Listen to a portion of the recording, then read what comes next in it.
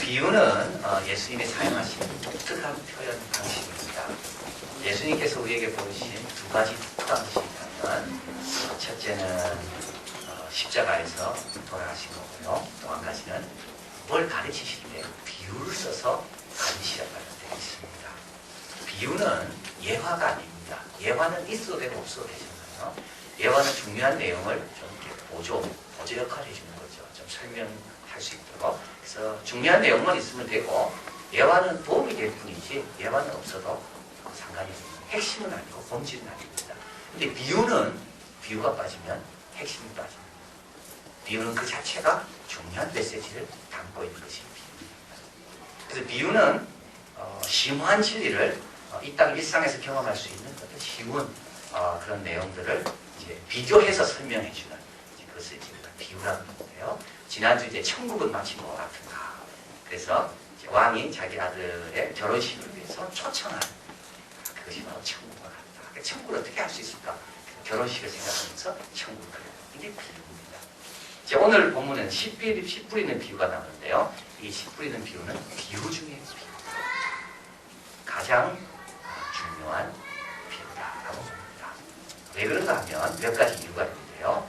이제 마태복음 13장에 보면 여기 천국 비유가 7개가 나옵니다. 7개 중에 제일 먼저 나옵니다. 누가복음에도 비유의 묶음이 있는데 거기도 누가복음에도 비유 4개 중에 제일 먼저 나오는 게 이 씨 뿌리는 비유입니다. 마가복음에도 비유가 또 2개가 나오는데 제일 먼저 나오는 게 또 씨 뿌리는 비유입니다. 그리고 모든 예수님께서 사용하신 비유 가운데 설명이 있는 비유는 2가지밖에 없는데요. 이 씨 뿌리는 비유와 가라지 비유입니다. 그리고 또 한 가지 더 우리가 알 수 있는 것은 비유를 다 말씀하신 다음에 마가복음에서 주님은 이렇게 말씀합니다. 이 비유를 알지 못할진대 어떻게 모든 비유를 알겠는가. 누가복음에서 이 비유를 말씀한 다음에 주님은 또 이렇게 말씀합니다. 외치시되 들을 귀 있는 자는 들어라. 그 마태복음도 마찬가지죠. 마태복음도 12장까지는 예수님이 누구신가, 예수님에서 어떻게 반응해야 될까에 대해서 쭉 설명한 다음에 13장에서 이제 이 예수님에 대해서 이제 헌신해라, 결단해라, 그 메시지가 나와야 되는데 이때 주님께서는 씨 뿌리는 비유로 말씀하십니다. 그래서 비유 중에 비유고 제일 중요한 비유가 씨 뿌리는 비유다라고 말할 수가 있습니다.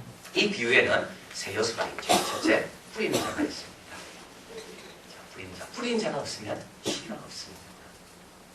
여러분, 씨에 대한 우리의 반응은요, 씨보다 먼저 있는 씨를 뿌린 분에 대한 우리의 반응입니다. 뿌리는 분이 없다면 씨는 없는 겁니다. 우리가 은혜를 받았다면 그 은혜를 주시는 하나님이 그 뒤에 계셨다는 것을 우리가 꼭 기억해야 됩니다. 씨 뿌리는 교회에서 이 씨 뿌리는 자는 처음에 만나고 나오지 않아요. 그러나 씨를 볼 때마다 이 땅에도 이런 씨를 뿌리신 우리 하나님이 계시는 것을 늘 기억해야 되는 겁니다. 씨에 대한 반응은 곧 뿌린 분에 대한 반응과 같다. 여기 보면 이 씨 뿌리는 농부를 더 파머라고 말합니다. 유일한 농부. 그분 바로 하나님을 가리킵니다. 또 여기는 시가 나옵니다. 이 시는 오늘 본문에 보면 19절에 아무나 천국 말씀을 듣고 되어 있죠. 아무나 천국 말씀을 듣고, 이 말씀은 천국과 관련된 말씀입니다. 천국을 경험하고 싶으면 말씀을 듣습니다. 꽃이 시들고 풀은 마르지만 하나님의 말씀은 영원하다 그랬는데 바로 우리가 듣고 있는 말씀들이 다 어떤 말씀이라고요? 천국 말씀이라는 거예요. 자, 그 다음에 이제 세 번째는 이제 땅이 나옵니다. 근데 이제 오늘 이 비유에서 제일 중요한 것은 땅이지요. 왜냐하면 씨의 운명은 땅에 의해서 결정됩니다. 땅이 어떠냐에 따라서 씨가 열매 맺을 수도 있고 씨를 빼앗길 수도 있고. 그래서 우리 예수님께서는 씨 뿌리는 자, 씨, 그에 대해서는 말씀 많이 안 하시고요, 땅에 대해서 말씀을 많이 하는 겁니다. 중요한 것은 땅이다. 천국을 가리켜서 땅과 씨의 결혼이다. 천국을 경험하고 싶으면 이 땅이 이 씨를 소중하게 여길 때 천국을 경험하게 되고, 천국의 열매를 맺고 싶으면 땅이 이 씨를 잘 붙들고 살아갈 때 천국의 열매를 맺는 거예요. 그래서 오늘 본문에서 주님께서는 이제 씨가 떨어졌고 이 떨어진 씨에 따라서 땅에 따라서 어떻게 반응하느냐. 이제 씨 땅의 네 종류에 대해서 말합니다. 근데 이제 결국은 세 종류죠. 왜냐하면 세 종류를 알면 마지막 폭투는 어떤 땅인지 알게 되니까. 첫 번째는 길가에 떨어진 겁니다. 길가에. 이리로 가볼까요? 우리 4절 같이 있습니다. 뿌릴새 더러는 길가에 떨어짐에 새들이 와서 먹어버렸고. 자, 여러분 길가에 떨어졌다는 말은 뭡니까?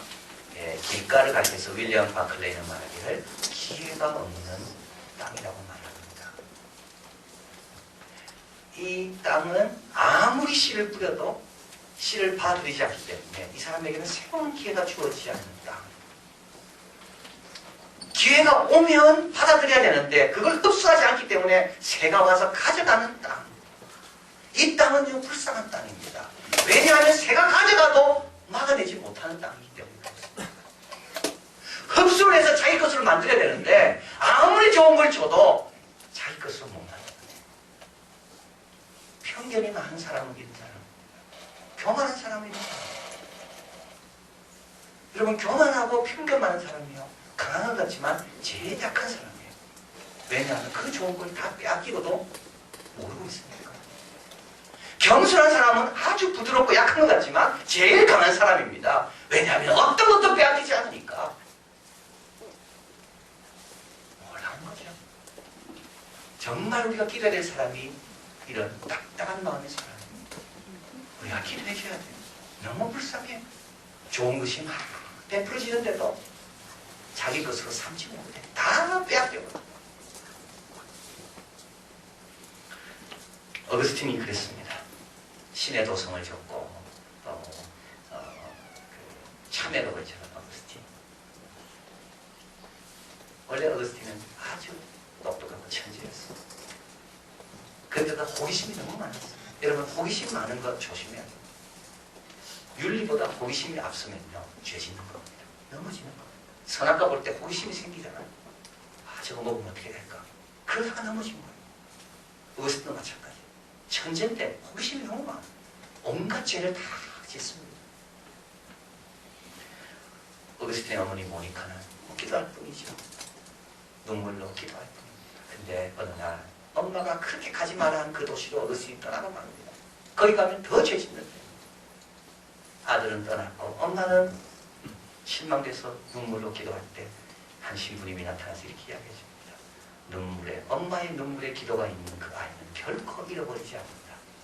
그리고 9년 있다가 그 어거스틴이 주님을 만나게 됐습니다. 길가에 있다는 말은 뭡니까? 누군가 눈물이 필요하다는 것을 말합니다. 길가 같은 사람을 만날 때마다 누군가 저 사람을 위해 울어줘야 되는 사람이 필요합니다. 그걸 주님께서 말씀하는 겁니다. 두 번째는 이제 돌짝밭이 있습니다. 우리 같이 가볼까요? 우리 5절 같이 있습니다. 더러는 흙이 얕은 돌밭에 떨어짐에 흙이 깊지 아니하므로 곧 싹이 나오나. 네, 여러분 이 돌짝이라는 거는요 참 중요한 내용이 여기 있는데요.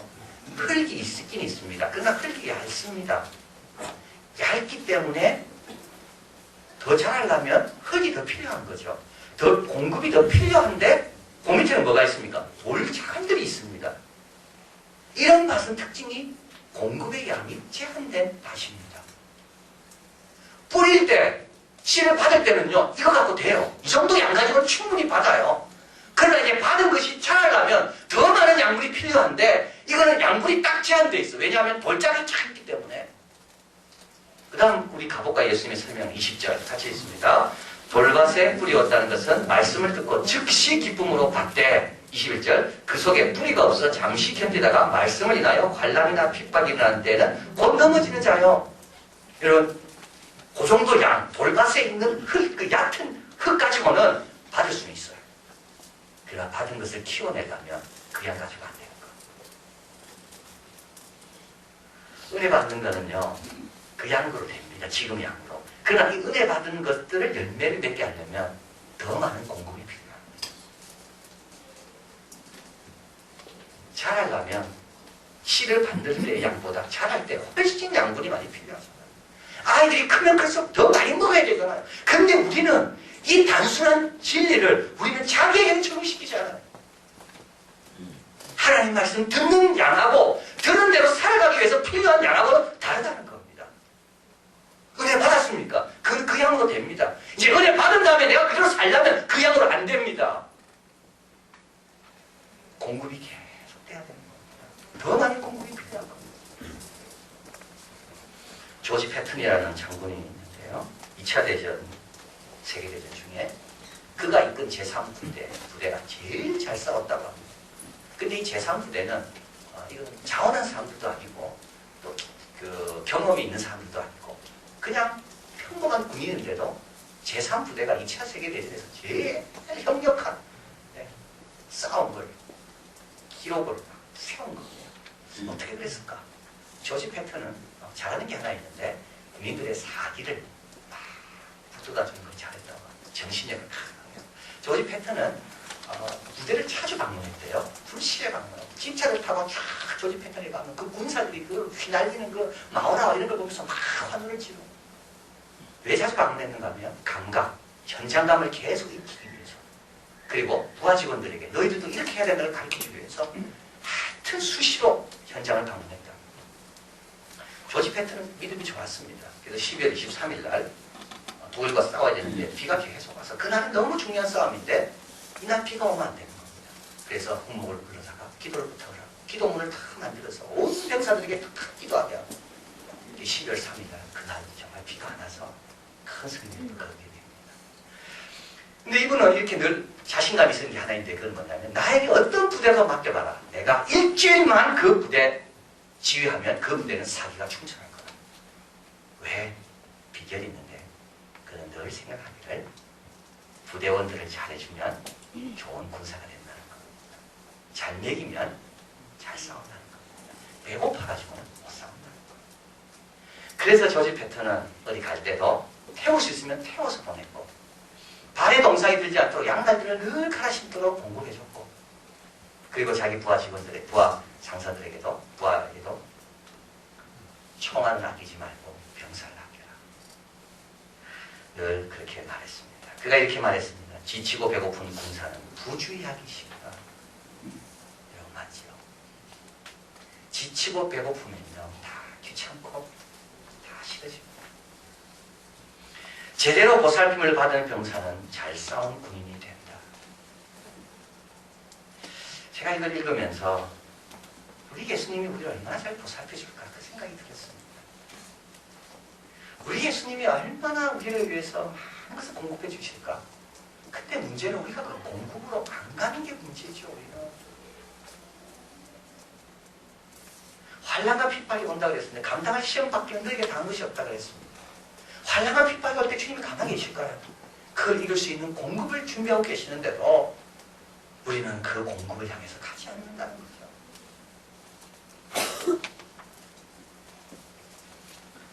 도짝밭은 어떤 맛입니까? 받기는 잘 받습니다. 그러나 항상 고개 답니다. 왜냐하면 공급이 되지 않으니까요. 도짝밭은 어떤 사람입니까? 공급에는 관심이 없으면서 성장만 원하는 사람.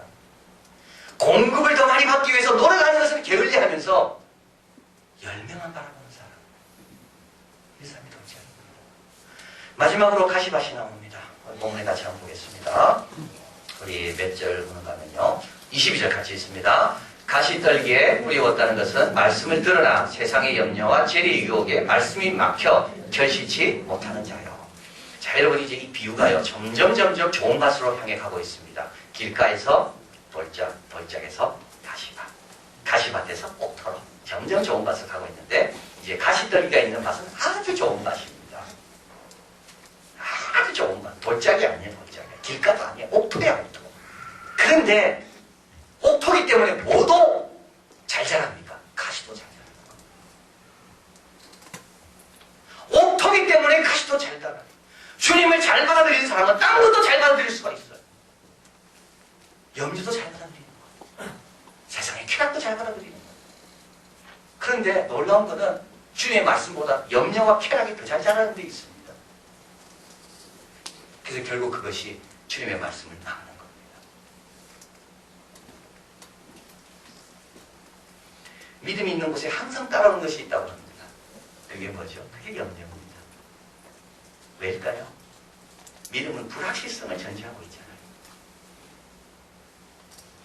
그래서요, 염려가 함께 찾아 끼어들어오는 겁니다. 헌금에 대해서 들었습니다. 제대로 헌금하고 싶은데 갑자기 염려가 찾아들어요. 봉사에 대해서 들었어요. 갑자기 봉사가 염려가 또 찾아와. 내가 끝까지 할 수 있을까?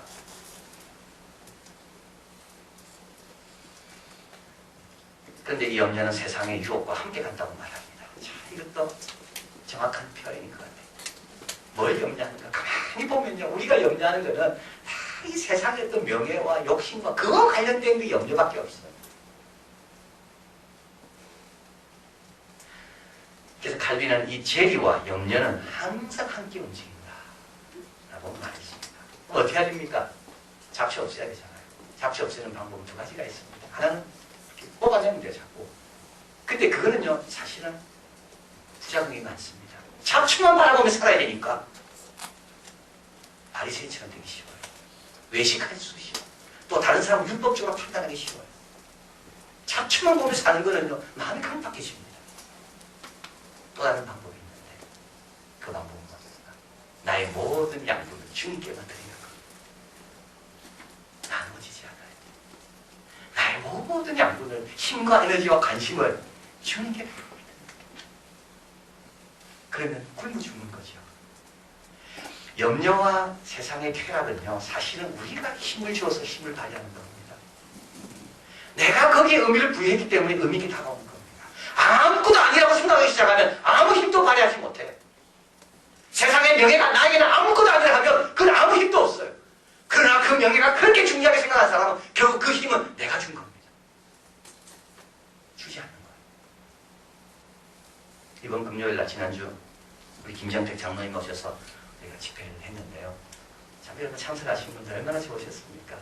정말 살찐 소를 잡아서 주님께서 교제를 위해, 웃음을 위해, 풍요를 위해, 축복을 위해 다 준비했다 했는데 정말 그날 저녁은 교제와 축복과 웃음과 풍요를 다 경험하는 아주 특별한 저녁이었습니다.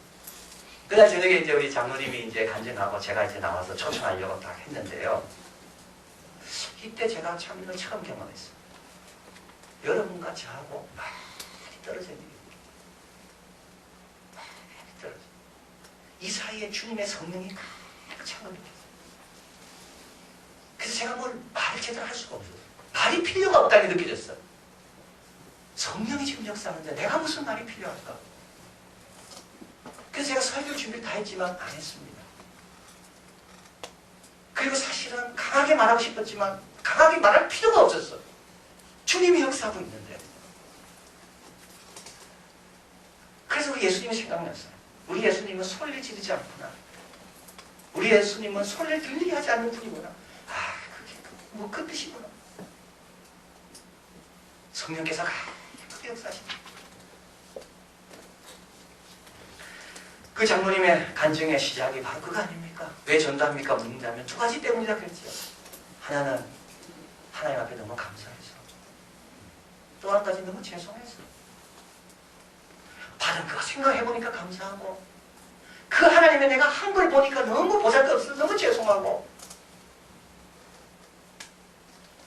여러분, 우리의 염려와 관심이 좀 그렇게 바뀌어야 됩니다. 어떻게 더 감사 표현할 건가? 어떻게 내가 하나님 앞에 더 많은 걸 드릴 건가? 힘과 에너지를 그쪽으로 쏟아야 되는데요. 그럼 조금만 하고 이쪽으로 다가 있는 거예요, 세상으로. 그러니까 뭐가 더 잘 자랍니까? 가시가 더 잘 자랍니다. 가시가 더 잘.